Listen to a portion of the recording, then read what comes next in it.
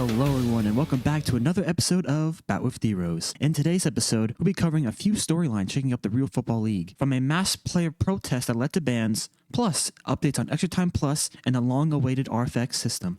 Let's jump right into it. We'll start with easily the biggest story this week, the veteran player protest that sent a shockwave within RFL.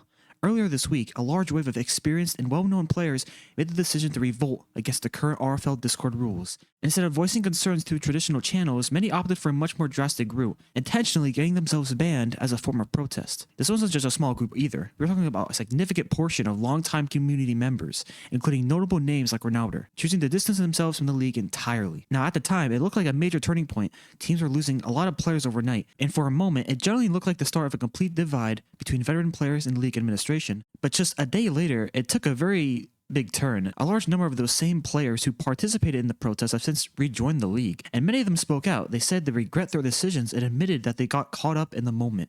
Some players even openly stated that they were just following the crowd, rather than just fully thinking through the consequences of their actions. We've also seen multiple screenshots of these players apologizing directly to staff through their DMs, with players promising that this kind of protest won't happen again from them. It's been a pretty dramatic reversal, and it raises a lot of questions about the leadership influence and how quickly momentum can build and collapse in a community like this. And now, because of the bans and now the returns, many teams after the first game week are looking completely different compared to what we originally expected, but some squads may still be trying to rebuild chemistry on the fly. So don't be surprised if the teams you saw during game week 1 don't match what we see on the pitch going forward afterwards. Now let's move on to some updates from ExtraTime Plus. We have officially announced that we are no longer accepting general applications for streamers and commentators. However, there is a catch. Exceptions could still be made, but only for the applicants who are able to provide high quality proof of their work. So if you are still looking to get involved on the media side, the door isn't fully closed, but the standard for what I want has been definitely raised. And let's do a quick update on RFX. RFX is still currently under testing, and while there's no official release date yet, there are strong indications that news could be coming very, very soon.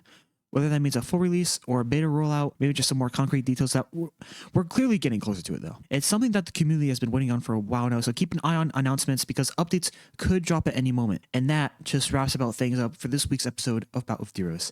We have covered the massive veteran protest and its aftermath, team roster being shifted, and the updates to ExtraTime Plus, and the latest on RFX. If there's anything else you want me to cover in the next episode in 2 weeks from now, feel free to drop a comment or reach out in the ExtraTime Plus Discord server. This has been Drose Dude, your host. Thanks for tuning in, and I'll catch you next time. Until then, stay sharp, stay tuned, and stay locked in.